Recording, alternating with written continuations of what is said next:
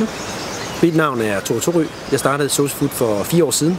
Jeg står i øjeblikket i Zimbabwe. Solen er ved at gå ned, og der er stadigvæk skønt og varmt. Vi er i Source Food, vi er i Zimbabwe, fordi vi skal starte et socialt bæredygtigt projekt op hernede med en masse macadamia-bønner. Vi har 2 andre projekter kørende allerede i Sydafrika og i Mozambique, og et fjerde måske på vej også i Uganda. Det at starte virksomhed i Afrika, der er en masse udfordringer, blandt andet inden for korruption. Jeg kan give det et lille eksempel. I Mozambique, der har vi været ude for, at der kom regeringsfolk ind midt i valgkampen og ønskede at få $5.000 af os. Egentlig som afpresning, fordi de sagde, at vores fabrik der var beskidt og støvet og alle sådan nogle andre ting. Og vi sagde så til dem, jamen vi har ikke nogen penge til jer.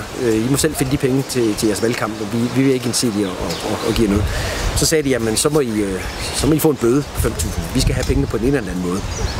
Og der sagde vi så, jamen så må I jo give os den bøde, men vi betaler den ikke. Jamen, så lukker vi fabrikken.